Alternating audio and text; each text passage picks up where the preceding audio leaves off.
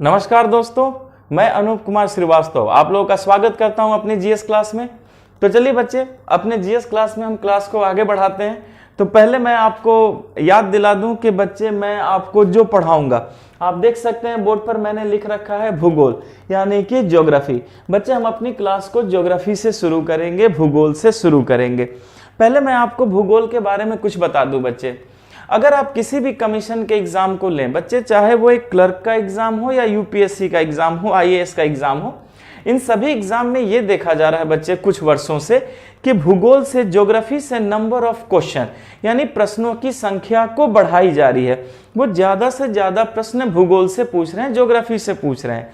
लेकिन बच्चे जो वो क्वेश्चन पूछ रहे हैं, तो याद रखिएगा कि पहले जो प्रश्न थे वो तथ्यात्मक आते थे। तथ्यात्मक का मतलब है बच्चे फैक्चुअल आते थे। लेकिन आजकल जो प्रश्न पूछा जा रहा है, आप क्वेश्चन बैंक देखेंगे बच्चे, तो आपसे वो तथ्यात्मक यानी कि फैक्चुअल सवाल नहीं पूछ रहे हैं। आपसे जो वो सवाल पूछ रहे हैं बच्चे, वो कॉन्सेप्चुअल पूछ रहे हैं, आपकी समझ से पूछ रहे हैं। अगर आपको विषय पर एक पकड़ है, आपकी समझ है, आप प्रश्न को देखते ही बना लेंगे। अगर आपके पास समझ नहीं है तो आपको प्रश्न बनाने में क्या होती है बच्चे, परेशानी होती है। क्लियर है? तो बच्चे हमारे पढ़ने का तरीका कमीशन के अनुसार होगा कि कमीशन क्या चाहती है कि आप क्या पढ़ें, क्या नहीं पढ़ें और किस तरीके से आप प्रश्न को सॉल्व कर पाते हैं। क्लियर है बच्चे? दूसरी बात है कि बच्चे हम अपने अंदर एक समझ विकसित करेंगे, विषय पर एक पकड़ विकसित करेंगे कि अगर कभी प्रश्न वो घुमा कर भी पूछते हैं तो हमें इतनी समझ होनी चाहिए कि उस प्रश्न को देखते ही हम क्या करें, प्रश्न को बना लें। पूरी बात समझ में आ गई बच्चे? तो चलिए, हमारे पढ़ने का तरीका कमीशन के मुताबिक होगा और समझ पर विकसित होगी, हमारे तरीके को करना है। क्लियर है बच्चे? चलिए, तो सबसे पहले बच्चे अगर मैं आपसे ये पूछूं कि भूगोल में किसके बारे में पढ़ा जाता है, तो तुरंत हमारे दिमाग में क्या आता है बच्चे, पृथ्वी के बारे में पढ़ा जाता है। सही बात है कि जब भी हम भूगोल को पढ़ते हैं तो किसके बारे में पढ़ते हैं, जाहिर है बच्चे पृथ्वी के बारे में ही तो पढ़ते हैं। तो क्यों ना क्लास को एकदम जीरो लेवल से शुरू किया जाए। और जीरो लेवल पे बच्चे मैंने पहला जो आपको चैप्टर या हेडिंग दिया है उसका क्या नाम है बच्चे, पृथ्वी। तो हमें सबसे पहले पृथ्वी से अपनी क्लास को शुरू करना है और एक एक बात को समझना है। क्लियर है? तो चलिए बच्चे एक बात बताइए, पृथ्वी को देखते ही सबसे पहले हमारे दिमाग में क्या आता है? तो बच्चे हम एकदम जीरो लेवल से अपनी बात को ऊपर उठाते हैं। क्लियर है? तो बच्चे क्या होता है कि पृथ्वी को सोचते ही तुरंत हमारे दिमाग में आता है कि मैं जिस चीज को पढ़ने या पढ़ाने जा रहा हूं उस चीज का आकार कैसा है या उस चीज की आकृति कैसी है। पूरी बात समझ में आ गई बच्चे? तो ये मैंने प्रश्न का साइन दे दिया कि मैं जिस चीज को पढ़ाने जा रहा हूं पृथ्वी को, तो पहले हमें यह जानना है कि पृथ्वी का आकार कैसा है या पृथ्वी की आकृति कैसी है। बच्चे 2000 के बाद अलग अलग कमीशन में यहां से लगातार प्रश्न पूछे गए हैं। क्लियर है? तो जब हम इसे पढ़ना शुरू करेंगे, एक एक क्वेश्चन को हम क्लास में सॉल्व कर लेंगे ताकि हमारा कॉन्फिडेंस भी क्या होते बढ़ता जाए और हमें कुछ भी रटने की जरूरत नहीं हो। तो चलिए बच्चे, हम पहले एकदम जीरो लेवल से अपने क्लास को शुरू करते हैं और हमारा पहला सवाल है बच्चे कि पृथ्वी का आकार या आकृति कैसी है। पूरी बात समझ में आ गई बच्चे? तो हमारा पहला क्वेश्चन क्या है कि पृथ्वी का आकार या आकृति कैसी है। तो बच्चे इसको समझाने के लिए मैं क्या करता हूं कि सबसे पहले आपको सिर्फ एक लाइन लिखवाऊंगा। बच्चे उस एक लाइन को जिसने याद रख लिया वो देखते ही क्वेश्चन को बनाएगा और अपने आप उसकी समझ विकसित हो जाएगी। क्लियर है? तो चलिए बच्चे समझते हैं, याद रखेंगे। सबसे पहले मैंने यहां पर लिखा कि पृथ्वी अपने मध्य, क्या बच्चे, मध्य भाग में, यहां सभी बच्चे क्लियर कीजिएगा, पृथ्वी अपने किस भाग में बच्चे, मध्य भाग में। और मध्य भाग को अगर मैं बोलचाल की भाषा में बोलूं तो क्या बोलेंगे बच्चे आप, बीच में। क्लियर है? तो पृथ्वी अपने मध्य भाग में यानी कि बीच में बाहर की तरफ, किस तरफ बच्चे, बाहर की तरफ उभरी हुई है, बाहर की तरफ उभरी हुई है। और उभरी का मतलब क्या होता है बच्चे, यानी बाहर की तरफ निकली हुई है। क्लियर है?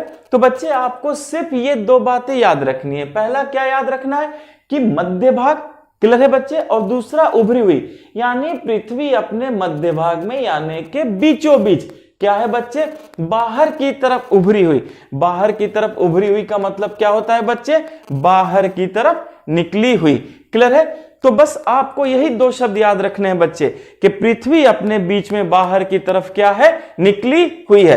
तो चलिए बच्चे अब यहां से सीखते हैं कि कैसे और किस तरीके से हम इस आंसर तक पहुंचेंगे कि पृथ्वी का आकार या आकृति कैसे। क्लियर है। तो बच्चे यहां मैंने क्या किया कि आपके सामने मैंने एक गोल बॉडी बना दी। क्या बोला बच्चे मैंने कि एक गोल बॉडी बना दी। क्या मैंने पृथ्वी कहा? नहीं बच्चे, आप मेरे शब्दों पे ध्यान देंगे कि मैं किस शब्द का प्रयोग कर रहा हूं। तो मैंने पहले आपसे कहा कि मैंने क्या किया कि बोर्ड पर एक गोल बॉडी बना दी। क्लियर है। तो इस बॉडी के ऊपर की तरफ मैं देखता हूं बच्चे, तो इस डायरेक्शन को क्या कहते हैं, नॉर्थ कहते हैं। क्लियर है बच्चे। तो जब मैंने ऊपर की तरफ देखा तो मैंने ये पाया कि इस डायरेक्शन को क्या कहते हैं, नॉर्थ कहते हैं। और नीचे की तरफ यानी अपने पैरों की तरफ देखा तो बच्चे इस डायरेक्शन को हम क्या कहते हैं, साउथ कहते हैं। क्लियर है। और अपने बच्चे दाएं हाथ में देखते हैं तो ईस्ट, और बाएं हाथ की तरफ देखते हैं तो क्या कहते हैं, वेस्ट। क्लियर है।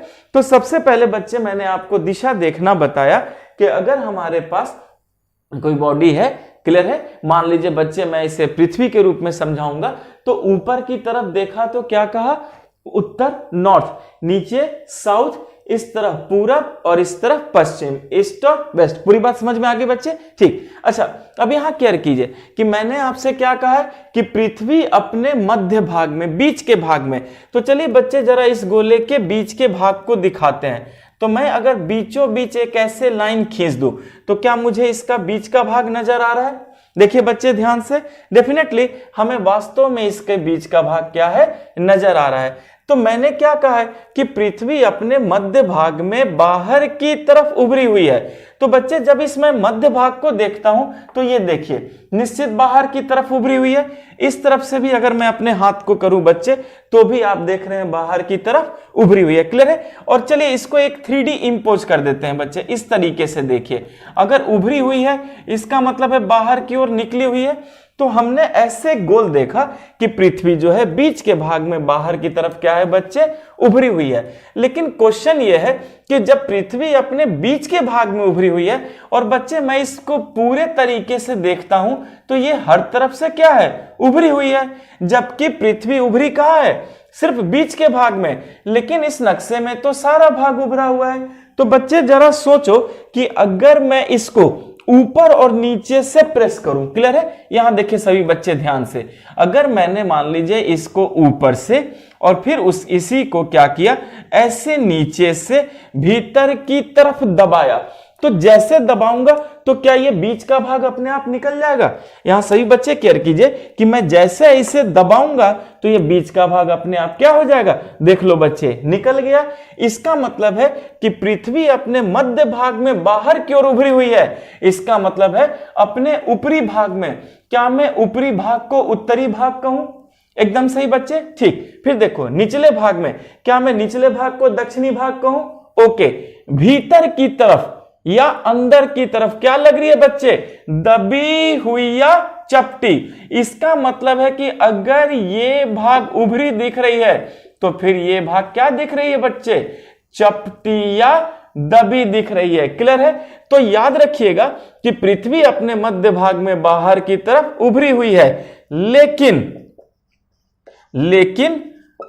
अपने ऊपरी एवं निचले, यहां केयर कीजिएगा बच्चे, लेकिन अपने ऊपरी एवं निचले भाग में अंदर की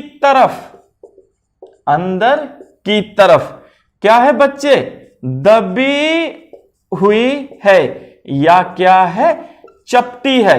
तो हमने ये देखा बच्चे ध्यान से कि पृथ्वी अपने मध्य भाग में उभरी हुई है। उसी शर्त पर उभरेगी बच्चे जब ऊपर और नीचे का भाग भीतर की ओर क्या होगा, दबेगा या चपटेगा। केयर कीजिएगा बच्चे, मैंने उत्तरी भाग और दक्षिणी भाग, ऊपरी भाग और निचली भाग को बताया है कि भीतर की तरफ चपटी हुई है या दबी हुई है, तभी तो बीच का भाग उभरेगा। तो हमने केयर किया कि पृथ्वी अपने मध्य भाग में बाहर की तरफ उभरी हुई है, क्योंकि यह अपने ऊपरी और निचले भाग में अंदर की ओर दबी हुई है। तो अब तो पता चले कि बच्चे इस आकार को क्या कहते हैं। क्लियर है? तो याद रखेंगे बच्चे कि ये पृथ्वी का एक विशेष आकार हो गया। ये क्या हो गया बच्चे? पृथ्वी का एक विशेष आकार हो गया, और इसी विशेष आकार को हमने पहला क्या नाम दिया बच्चे? भू-आभ। क्लियर है? तो बच्चे हमें पहला आंसर मिला कि पृथ्वी का आकार क्या है? भू-आभ। बच्चे इसी का एक और नाम है, और दूसरा नाम क्या है? जियोड। उसी तरह बच्चे इसका तीसरा नाम है। तीसरा नाम क्या है? लघ्वक्ष गोलाभ। और फिर चौथा नाम है बच्चे चाप अंडाकार। क्लियर है बच्चे? ये सारे आपसे पूछे जा चुके हैं। तो याद रखेंगे कि अब अगर आपसे पूछा जाए कि बताओ पृथ्वी का आकार कैसा है, तो आप बच्चे एकदम सिंपल कहना है कि पृथ्वी ऊपर नीचे दबी हुई है और बीच में क्या है? उभरी हुई है। बच्चे आप किस फल को इमेजिन कर रहे हैं? क्या बोलेंगे? एप्पल, सेब। इसका मतलब है कि पृथ्वी ऊपर नीचे दबी हुई है और बीच में उभरी हुई है, और इसी विशेष आकार को हमने क्या कहा? भू-आभ। इसी को क्या कहा? जियोड। इसी को कहा लघ्वक्ष गोलाभ, और इसी को क्या कहा बच्चे? चाप अंडाकार। बच्चे आप देख सकते हैं बोर्ड पर, मैं साइड हो गया। आपकी सारी चीजें जो है पूरी तरीके से क्या होनी चाहिए बच्चे? क्लियर होनी चाहिए। क्लियर है बेटा? आप वीडियो पॉज करके सारे पॉइंट्स को बखूबी लिख सकते हैं, या स्क्रीनशॉट भी आप ले सकते हैं। बस आपको भूलना नहीं है, सिर्फ इतना याद रखना कि मध्य भाग बाहर की ओर निकला हुआ है, और जैसे निकलेगा बच्चे इसका मतलब है ऊपर नीचे दबेगा तभी तो निकलेगा, और इसे क्या कहा गया? भू-आभ, जियोड, लघ्वक्ष गोलाभ, चाप अंडाकार। बच्चे सी-टेट 2015 ने यहां से सवाल पूछा, मध्य प्रदेश सब इंस्पेक्टर 2017 ने यहां सवाल पूछा, और एसएससी बच्चे CHSL 2016 में चाप अंडाकार का सवाल आया था। तो जैसे ये चार नाम याद रखेंगे बच्चे, किसी तरीके का कोई भी सवाल हो तुरंत बनेगा। बस ट्रिक याद रखना है कि पृथ्वी ऊपर नीचे दबी है और बीच में क्या है? उभरी हुई है। क्लियर है बच्चे? तो चलिए सबसे पहले हमने क्या किया कि पृथ्वी के आकार को पूरे तरीके से सीख लिया। अब मैं इसमें से मिटाऊं बच्चे? ना, चलिए हम आगे अब क्लास को आगे बढ़ाते हैं। क्लियर है? तो चलिए पहले इसे मैं मिटा दूं बच्चे, सभी लोग सीख चुके हैं। ओके बेटा। अब बच्चे देखो, इसी ग्राफ से हम क्वेश्चन का आंसर निकालना सीखेंगे। क्लियर है? और जैसे जैसे मैं बोलूं बस आप वैसे समझते चलना बच्चे, किसी को कुछ नहीं रटना, और सारी चीजें हम अभी क्लास में क्लियर करते चले जाएंगे। Okay, now look everyone. तो सभी बच्चे सबसे पहले एक काम करो, जैसे मान लीजिए कि ये, अब देखो मध्य भाग आपको उभरा हुआ दिख रहा है, तो बच्चे मैं क्या करता हूं कि पृथ्वी के बीचों बीच पहले एक दूरी खींच देता हूं, ईस्ट टू वेस्ट। क्लियर है बच्चे? और इस दूरी का नाम मैंने क्या रखा? D1। सभी बच्चे केयर कीजिए। उसी तरह बच्चे मैंने ऊपरी और निचली छोर को मिलाकर भी क्या किया बच्चे? एक दूरी खींच दिया। यहां सभी लोग केयर कीजिएगा कि मैंने ऊपरी और निचली छोर को भी मिलाकर क्या किया? एक दूरी खींच दिया। क्लियर है बच्चे? और इस जो दूरी है इसका नाम मैंने क्या रखा? D2। क्लियर है? अब सभी बच्चे बोर्ड पर ध्यान से देखिए जो मैं लिख रहा हूं, क्या आप समझ पा रहे हैं या नहीं समझ पा रहे हैं? बच्चे ये गणित का चिन्ह का प्रयोग है। इस चिन्ह का मतलब है कि इस तरफ का भाग क्या है? बड़ा है, और इस तरफ का भाग क्या है बच्चे? छोटा है। पूरी बात समझ में आ रही है बेटा? चलिए अब सभी लोग ध्यान से देखिए बोर्ड पर, क्या D1 D2 से बड़ा है? तो बच्चे हमें साफ समझ में आ रहा है कि ये तो बीच का भाग क्या है? उभरा हुआ है। तो अगर बीच का भाग उभरेगा तो जाहिर है दूरी बढ़ेगी, और अगर दूरी बढ़ जाएगी इसका मतलब है D1 क्या है? बड़ा है। और ये बच्चे ऊपर और नीचे क्या है? दबा हुआ, तो दबने से दूरी क्या होगी? कम होगी, तो D2 क्या है? छोटा हो गया। अच्छा, अब बच्चे ये तो आपने सीखा, लेकिन अब इसी को अगर मैं तकनीकी भाषा में बताऊं तो आप मुझे बताना कि क्या आप समझ पाए या नहीं समझ पाए। सभी बच्चे बोर्ड पर ध्यान से देखो। देख रहे हैं बच्चे? तो याद रखिएगा कि अगर D1 का एरिया ज्यादा है यानी पृथ्वी अपने ईस्ट वेस्ट में क्या है, बड़ी है, और ऊपर नीचे ये दबी है, इसका मतलब है पृथ्वी अपने नॉर्थ साउथ में क्या है बच्चे, कम है। तो सभी लोग याद रखना कि अगर आपसे प्रश्न पूछा जाए कि बताओ पृथ्वी का विस्तार कहां ज्यादा है, तो क्या बोलेंगे बच्चे कि पृथ्वी का विस्तार पूरब पश्चिम में ज्यादा है और उत्तर दक्षिण में कम है। क्यों? क्योंकि पृथ्वी क्या है, भूभाग है, ऊपर नीचे दबेगी तो दूरी कम हो जाएगी और बीच में उभरेगी तो दूरी बढ़ जाएगी। तो सभी बच्चे याद रखिएगा कि पृथ्वी का पश्चिम पूरब विस्तार ज्यादा है और उत्तरी दक्षिणी विस्तार क्या है बच्चे, कम है। यहां तक समझ में आया? ठीक, तो चलिए बच्चे ये तो कॉन्सेप्ट की बात थी, अब जरा आंकड़ों की बात करते हैं। तो सभी बच्चे याद रखना कि पृथ्वी का जो पूर्वी पश्चिमी विस्तार है वो है 12,756 किलोमीटर। कितना बच्चे? 12,756 किलोमीटर। लेकिन अगर मैं उत्तर से दक्षिण देखता हूं तो मैं देखता हूं 12,714 किलोमीटर। आपको याद रखना है बच्चे कि पृथ्वी जो पूरा पश्चिम में है, क्लियर है बच्चे? तो देख सकते हैं कि पृथ्वी का उभार यहां क्या है, ज्यादा है। तो हमने देखा पूरब से पश्चिम कितना है, 12,756 किलोमीटर। लेकिन हम ऊपर नीचे को क्या देखते हैं बच्चे, दबे हुए। तो जाहिर है अगर ऊपर नीचे दबेगा तो उत्तर दक्षिण दबेगा, तो उत्तर दक्षिण कितनी हो गई बच्चे, 12,714 किलोमीटर। तो अगर मान लीजिए आपसे ये प्रश्न पूछा जाता है कि पृथ्वी का विस्तार कहां ज्यादा है, तो क्या बोलेंगे बच्चे? जाहिर है क्या बोलेंगे, पूरब से पश्चिम की तरफ। क्यों? क्योंकि बीच में पृथ्वी उभरी हुई है। और कम कहां है बच्चे, उत्तर से दक्षिण की तरफ। क्यों? क्योंकि पृथ्वी ऊपर और नीचे से क्या है, दबी हुई है। क्योंकि पृथ्वी क्या है बच्चे, भूभाग है, जियोड है, ऊपर नीचे दबेगी तो दूरी कम हो जाएगी और बीच में उभरेगी तो दूरी बढ़ जाएगी। यहां तक क्लियर है बच्चे? नाउ अच्छा बेटा, अगर मान लीजिए सपोज आपसे कमीशन ये प्रश्न पूछती है कि ठीक है चलो उत्तर दक्षिण में कम है तो कितनी कम है, तो बच्चे तुरंत यहां माइनस करेंगे और माइनस का साइन लगाकर बच्चे अगर आप इस 56 में 14 को घटाते हैं तो क्या निकलता है, 42 किलोमीटर। तो सभी बच्चे याद रखिएगा कि पृथ्वी उत्तर दक्षिण में कितनी कम है, तो हम क्या बोलेंगे बच्चे कि 42 किलोमीटर क्या है, कम है। क्लियर है? क्यों? क्योंकि पृथ्वी क्या है बच्चे, भूभाग है, दबी हुई है, दबने से 42 किलोमीटर कम हो गई। लेकिन अगर कमीशन पूछती है कि पूरब पश्चिम में कितना ज्यादा है, तो क्या बोलेंगे बच्चे, 42 किलोमीटर, क्योंकि जो कम है बच्चे वही तो ज्यादा है, यानी 42 किलोमीटर ही कम है और 42 किलोमीटर ही ज्यादा है। क्लियर है? अच्छा बच्चे जरा ध्यान से यहां बोर्ड पर देखिए, पृथ्वी तो ऐसे दबी हुई है, लेकिन अगर मान लीजिए बच्चे कि पृथ्वी जो है दबी ना हो, कि अगर पूरी ऐसे होती, ऊपर और नीचे देखिए मैंने बना दिया है, तो अगर मान लीजिए कि पृथ्वी ऐसे ना होकर अगर पूरी ऐसी होती, तो बच्चे आपसे यह भी तो पूछा जाता कि सिर्फ उत्तर में कितनी दबी हुई है या सिर्फ दक्षिण में कितनी दबी हुई है।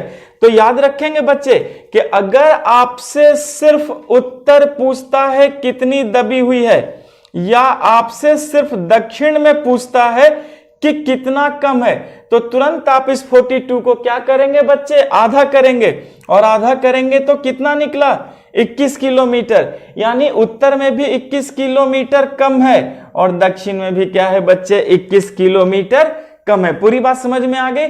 इसका मतलब है कि भूभाग होने के कारण बच्चे पृथ्वी जो है उत्तर में भी 21 किलोमीटर कम है और दक्षिण में भी 21 किलोमीटर कम है। पूरी बात समझ में आई ना? चलिए बच्चे यहां तो हमने एक चीज सीखा। अब जरा यहीं पर मैं आपसे एक टेक्निकल सवाल बनवाता हूं बच्चे, जो आपसे पूछा गया। क्लियर है? तो बच्चे सबसे पहले मैंने क्या किया कि इन चीजों को मिटा दिया। क्यों? आप इसका ऑब्जर्वेशन कर चुके हैं। ठीक है, चलिए बच्चे मैंने इसे मिटा दिया और कल्पना करते हैं बच्चे कि पृथ्वी के बीचों बीच ये जो जगह है ये क्या है, पृथ्वी का केंद्र है, सेंटर है। क्लियर है ना? यहां सभी बच्चे केयर कीजिएगा, ये क्या है बच्चे, पृथ्वी का सेंटर यानी के केंद्र। क्लियर है? और मान लीजिए एक्स नाम का एक व्यक्ति यहां पर खड़ा है। बच्चे पहले सोचो कि एक्स नाम का व्यक्ति कहां खड़ा है, तो याद रखिएगा ये पृथ्वी का मध्य भाग है बच्चे। आप इसको 3D में इंपोज कर रहे हैं। क्लियर है? मध्य भाग है जो उभरा हुआ है। अच्छा, और मान लीजिए वाई नाम का व्यक्ति यहां खड़ा है, तो कहां खड़ा है बच्चे? तो हम क्या कहेंगे? उत्तरी छोर पर। अगर वाई नीचे खड़ा होता तो क्या बोलते हैं बच्चे? हम दक्षिणी छोर पर। अब मेरा प्रश्न है बच्चे कि अब इसी x को मैं क्या कर रहा हूं बच्चे कि आपने देख लिया कि ये पृथ्वी के मध्य भाग में खड़ा है, ठीक है। मान लीजिए बच्चे मैंने इस x को यहां पर बना दिया, क्लियर है? ये सब मध्य भाग है, ओके। और ये क्या है बच्चे? y। अब अगर आपसे पूछा जाए कि बताओ पृथ्वी के सेंटर के नजदीक कौन है, तो क्या बोलेंगे बच्चे? क्या बोलेंगे? y। ये देखो बच्चे y सेंटर के नजदीक है और x क्या है? सेंटर के दूर है। क्यों बच्चे? क्योंकि ये उभरा हुआ है और ये क्या है? दबा हुआ। इसका मतलब है पृथ्वी के मध्य में जो भी होगा वो पृथ्वी के सेंटर से दूर हो जाएगा और ऊपर और नीचे जो भी होगा वो सेंटर के करीब होगा। अब इसी पर प्रश्न बनाओ बच्चे कि पृथ्वी के गुरुत्वाकर्षण, ग्रेविटेशन फोर्स जो होता है बच्चे, गुरुत्वाकर्षण बल x पे ज्यादा है या y पे? तो हम क्या कहेंगे बच्चे? y पर गुरुत्वाकर्षण बल ज्यादा है। लेकिन अगर x की बात करेंगे बच्चे तो हम क्या करेंगे? कहेंगे कि x पर गुरुत्वाकर्षण बल का मान क्या है? कम है। क्यों? क्योंकि बच्चे अगर केंद्र से दूरी बढ़ेगी तो गुरुत्वाकर्षण बल का मान कम हो जाएगा, लेकिन उत्तरी छोर और दक्षिणी छोर भीतर की ओर दबी है, यानी दूरी कम है और दूरी कम हो गई तो गुरुत्वाकर्षण बल का मान बढ़ जाएगा। तो सभी बच्चे आपको याद रखना है कि जो पृथ्वी का मध्य भाग है, इस मध्य भाग में हमने क्या देखा बच्चे कि जो गुरुत्वाकर्षण है वो क्या है बच्चे? कम है। लेकिन अगर नॉर्थ एंड साउथ, उत्तरी और दक्षिणी छोर की बात कर दी जाए बच्चे तो आप तुरंत क्या कहेंगे कि गुरुत्वाकर्षण बल क्या है? ज्यादा है। समझ में आया बच्चे? तो याद रखेंगे कि ये सब किसके कारण है? भूभाग के कारण। अगर पृथ्वी ऊपर नीचे दबेगी तो दूरी कम होगी और दूरी कम होगी तो गुरुत्वाकर्षण बल बढ़ जाएगा, लेकिन बीच में उभरी हुई है, उभरेगी तो दूरी क्या होगी बच्चे? बढ़ जाएगी। और अगर दूरी बढ़ गई इसका मतलब है कि गुरुत्वाकर्षण बल घट जाएगा। तो आप सभी बच्चों को याद रखना है कि पृथ्वी के मध्य भाग में गुरुत्वाकर्षण बल कम है और ऊपरी और निचली दोनों छोरों पे गुरुत्वाकर्षण बल का मान क्या है बच्चे? ज्यादा है। और एक चीज मैं आपको बता देता हूं बच्चे कि कितना ज्यादा है, तो एक फैक्ट याद रखिएगा, +2 kg। इसका मतलब है यहां पर जो वजन है वो 2 किलो बढ़ जाता है। तो अगर यहां वजन 2 किलो बढ़ जाता है बच्चे, इसका मतलब है कि मध्य भाग में 2 किलो वजन घट जाता है। इस फैक्ट को याद रखना है बच्चे कि गुरुत्वाकर्षण बल पूछेगा कितना ज्यादा है तो आप कहेंगे यहां 2 किलो बढ़ जाता है और इसकी तुलना में यहां पर बच्चे 2 किलो कम क्या हो जाता है? कम हो जाता है। पूरी बात समझ में आ गई बच्चे? तो चलिए हमने इन चीजों से ये सब तो सीखा, क्लियर है? अब अगले प्रश्न पर चलते हैं। तो बच्चे अगले प्रश्न पर चलने से पहले मैं इसे मिटाऊं, ये सब आपको क्लियर हो चुका है? ओके ना, चलिए बच्चे मैं इसे मिटाता हूं, फिर क्लास को हम आगे बढ़ाते हैं और देखते हैं कि और क्या क्या यहां से प्रश्न निकल रहे हैं जो हमसे पूछे जाएंगे और जो क्या है बच्चे बहुत ही हमारे लिए इंपॉर्टेंट है। और ये सारे क्वेश्चन पूछे जा चुके हैं। मैं आपको बता दूं बच्चे कि ये जो गुरुत्वाकर्षण वाला सवाल है ये एनडीए 2016 में ऑलरेडी आ चुका है, तो ऐसा नहीं सोचना है बच्चे कि ये सवाल जो है आपसे पूछे नहीं गए। क्लियर है ना? अब बच्चे चलिए जरा इस ग्राफ से फिर समझने की कोशिश करते हैं। तो बच्चे मैं ये सबको फिर से मिटा दे रहा हूं, ठीक है? चलिए अब फिर से हम अच्छे से चीजों को सीखते हैं ना। क्लियर है? तो बच्चे सबसे पहले अब यहां सभी लोग ध्यान से देखिए। बच्चे मैंने आपसे क्या कहा था कि पृथ्वी जो है अपने मध्य भाग में क्या है? उभरी हुई है। तो बच्चे उभरी हुई है इसका मतलब है कि इस तरीके से चक्कर बना रही है। ऐसे देखिए बच्चे, क्या बना रही है? चक्कर। जब तक चक्कर नहीं बनेगी तब तक पता नहीं चलेगा उभरे हुआ। तो बच्चे चक्कर तो मेरे बोलचाल की भाषा है, क्या गणित या फिजिक्स में इसे परिधि नहीं कहते? परिधि तो कहते हैं। इसका मतलब है बच्चे कि कोई भी बॉडी उभरेगी तो फिर वो क्या बनाएगी? परिधि बनाएगी। तो क्या पृथ्वी की परिधि भी है? जरूर है। तो बच्चे हमारा अगला जो कौन सवाल आया वो आया कि पृथ्वी की परिधि क्या है। लेकिन बच्चे अगर परिधि पूछा जाए तो हम पहले परिधि की दिशा देखेंगे, ईस्ट टू वेस्ट। और मैंने क्या लिखा बच्चे? तुरंत ईस्ट टू वेस्ट। और ये जो हमारी परिधि है बच्चे ईस्ट टू वेस्ट वो कितनी है? 40,075 किलोमीटर। सभी बच्चे याद रखेंगे कि अगर पृथ्वी की परिधि पूछी जाती है तो आप पहले दिशा देखेंगे कि वो किस दिशा की बात कर रहे हैं। अगर वो पूरब से पश्चिम की परिधि की बात कर रहे हैं तो हम क्या कहेंगे बच्चे, 40,075 किलोमीटर। क्लियर है? अच्छा, लेकिन बच्चे अगर दूर से पृथ्वी को देखा जाए तो ठीक है, मैं मानता हूं कि पृथ्वी ऊपर नीचे इस तरह से दबी हुई है, लेकिन अगर आप दूर से देखेंगे बच्चे तो पृथ्वी इस तरह तो नजर जरूर आएगी। तो अगर इस तरह से नजर आएगी तो क्या मैं कहूं कि बाहर बाहर एक और परिधि ले लेगी? क्लियर है? इसका मतलब है बच्चे कि हमने देखा कि पृथ्वी पर दो परिधि हो गई, एक ईस्ट टू वेस्ट हो गई और दूसरा क्या हो गया बच्चे, नॉर्थ टू साउथ। तो अगर आपसे नॉर्थ टू साउथ परिधि पूछे तो आप क्या कहेंगे, 40,007 किलोमीटर। इसका मतलब है कि पूरब से पश्चिम की परिधि 40,075 किलोमीटर और उत्तर से दक्षिण की अगर परिधि पूछता है तो हम तुरंत क्या कहेंगे बच्चे, 40,007 किलोमीटर। और अगर दोनों का अंतर पूछ दे, यहां देखिए बच्चे, अगर आपसे इन दोनों का अंतर पूछे तो तुरंत आप 75 में जब बच्चे आप 7 घटाएंगे तो कितना किलोमीटर निकलेगा, 68 किलोमीटर। तो इस बात को याद रखिएगा बच्चे कि भूभाग के कारण पृथ्वी की दोनों परिधियों में भी क्या आ गया है, अंतर आ गया है। बच्चे ऐसा कोई भी सवाल हो बस इतना दिमाग में रखना कि सर ने कहा है कि पृथ्वी ऊपर नीचे दबी है और बीच में उभरी है, अपने आप आंसर आपको समझ आने लगेगा। तो बच्चे चलिए, यहां हमने परिधियों का भी अंतर देखा। अच्छा बच्चे, विज्ञान एक और बात कहता है कि ठीक है, अगर कोई भी बॉडी उभरेगी, क्लियर है, और अपनी परिधि बनाएगी तो क्या उसका त्रिज्या रेडियस नहीं होगा? रेडियस भी तो होगा, त्रिज्या भी होगा। तो क्या बच्चे पृथ्वी की त्रिज्या भी है? डेफिनेटली। तो बच्चे हमारा जो अगला क्वेश्चन आया वो ये आ गया, पृथ्वी की त्रिज्या। क्या आया बच्चे? पृथ्वी की त्रिज्या। तो चलिए पहले मैं देखिए सेंटर से अगर मैं ऐसे लाइन खींचूं बच्चे, यही त्रिज्या है, और इस तरफ से लाइन खींचूं तो ये क्या है, त्रिज्या है। लेकिन बच्चे ऊपर नीचे दबने के कारण देख रहे हैं, एक त्रिज्या ये हो गई है और दूसरी त्रिज्या ये हो गई है। तो अगर बच्चे मान लीजिए आपसे ये त्रिज्या पूछे केंद्र से उत्तर वाली, क्लियर है, तो बच्चे यहां देखिए, अगर मान लीजिए केंद्र, ये क्या है बच्चे, केंद्र है, क्लियर है। तो चलिए मैं इसको पहले लिख दूं, आप अच्छे से समझिए। अगर उन्होंने केंद्र से उत्तर या दक्षिण वाली बात कर दी बच्चे, केंद्र से उत्तर या दक्षिण वाली बात कर दी, तो आप क्या कहेंगे बच्चे, 6,358 किलोमीटर। कितना बच्चे, 6,358 किलोमीटर। क्लियर है? अच्छा, अगर ये त्रिज्या बच्चे, इसको ध्यान से देखिए, उभरने से ये ज्यादा है, तो मान लीजिए कि दूसरी जो त्रिज्या है वो कैसी निकल रही है बच्चे, वो निकल रही है या तो पूरब की तरफ और या तो बच्चे पश्चिम की तरफ। तो ये जो त्रिज्या है ये कितना हो गया, 6,378 किलोमीटर। तो हमने देखा बच्चे, अगर हम बहुत पॉजिटिवली देखते हैं तो दो त्रिज्या है, एक उत्तर दक्षिण वाली, दूसरा पूरब और पश्चिम वाली, यानी मध्य भाग वाली और उत्तरी और दक्षिणी छोर वाली। तो देख रहे हैं बच्चे, दो दो त्रिज्याएं आगे।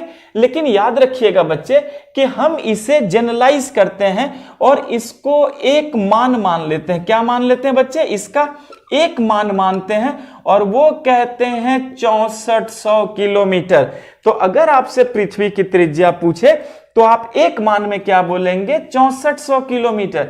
लेकिन बच्चे नई एनसीईआरटी ने जो नया डाटा दिया है वो क्या है बच्चे, 6,371 किलोमीटर। तो इसका मतलब हो गया कि आपको 6,371 किलोमीटर को बच्चे पूरा याद रखना है। और ये उत्तर प्रदेश के ट्रिपल एसएससी एग्जाम में ऑलरेडी पूछा जा चुका है। तो आप सभी बच्चे याद रखेंगे कि जिस तरह से भी अगर वो माइन्यूट पूछे आप तुरंत आंसर निकाल लेंगे। एक वैल्यू है बच्चे 6400 किलोमीटर, जनरली ये नहीं पूछते, एवरेज पूछते हैं। तो ये जो एक मान है वो 6400 किलोमीटर है, पर नई एनसीईआरटी ने एग्जैक्ट जो डाटा दिया वो क्या दिया बच्चे, 6,371 किलोमीटर। और यह सवाल पूछा जा चुका है कि पृथ्वी की त्रिज्या कितनी है और ऑप्शन में था 6,371 किलोमीटर। तो सभी बच्चे याद रखेंगे पुराना डाटा 6400 किलोमीटर और नया डाटा क्या है बच्चे 6371 किलोमीटर। और ये पूछा गया इसलिए मैंने इंपॉर्टेंट लिखा है, आपको ये याद रखना है बच्चे। पूरी बात समझ में आ गई? क्लियर? अच्छा बच्चे, यहां पर एक और प्रश्न है, क्वेश्चन है जो मेरे दिमाग में आ रहा है जिसे हमें केयर करना है। तो बच्चे जरा सोचिए कि अगर किसी भी बॉडी का त्रिज्या होगा तो क्या उसकी परिधि नहीं होगी? सॉरी बच्चे, क्या बोलते हैं, उसका व्यास नहीं होगा? जरा ये सोचिए बच्चे, मान लीजिए ये त्रिज्या है, अगर इस लाइन को मैं पूरा ऐसे मिला दूं और इस लाइन को पूरा ऐसे मिला दूं तो क्या मैं कहूं कि ये लाइन बच्चे व्यास कहलाएगा? ये क्या कहलाएगा बच्चे गणित में? व्यास। तो हमारा अगला सवाल ये आ गया बच्चे, तो फिर ये व्यास कितना है? तो क्या मैंने आपको व्यास बताया बच्चे कि पृथ्वी का व्यास कितना है? क्या आपको याद आ रहा है कि मैंने कहा था कि ये जो दूरी है कितनी थी? 12,756 किलोमीटर। और इसको मैंने कितना बताया था बच्चे? इसको जो मैंने बताया था वो बताया था बच्चे आपको, यहां देखिए 12,714 किलोमीटर। तो बच्चे जो मैंने दूरी खींचा था जिसे D1 और D2 कहा था, क्या मैं कहूं कि वही व्यास था? यानी D1 का फुल फॉर्म क्या था बच्चे? डायमीटर 1। और D2 का फुल फॉर्म क्या था? डायमीटर 2। तो सभी बच्चे याद रखिएगा कि जो D1 और D2 मैंने कहा था वही बच्चे क्या है? इसका व्यास है। व्यास 1 और व्यास 2। तो अगर आपसे वो पूरा पश्चिम का व्यास पूछते हैं तो आप क्या बोलेंगे? 12,756 किलोमीटर। और अगर उत्तर और दक्षिण का व्यास पूछते हैं तो तुरंत क्या बोलेंगे बच्चे? 12,714 किलोमीटर। तो पूरी बात समझ में आ गई बच्चे? अब याद रखिए, हमने पहले पृथ्वी के आकार को सीखा, कम होना अधिक होना सीखा, कितने किलोमीटर का अंतर है वो सीखा, विस्तार सीखा, गुरुत्वाकर्षण बल पर क्या प्रभाव है वो भी सीखा बच्चे, हमने परिधियां सीखी, त्रिज्या सीखा और व्यास भी सीख लिया। क्लियर है बच्चे? जितने भी प्रश्न पूछे गए थे सभी मैंने क्लास नोट्स में ऑलरेडी डाल दिए हैं और आपसे सारे प्रश्न मैं सॉल्व करवा चुका हूं। अब कोई भी क्वेश्चन होगा बच्चे, मेरी पूरी कोशिश होगी कि वो क्लास नोट से बाहर नहीं जाए। तो पूरी बात समझ में आ गई बच्चे आप लोगों को? तो बच्चे ये आज के लिए काफी है और हम फिर अगले क्लास में बच्चे नेक्स्ट पॉइंट से, नेक्स्ट टॉपिक से शुरू करेंगे अपनी बात को। पूरी बात समझ में आ गई? Thank you class.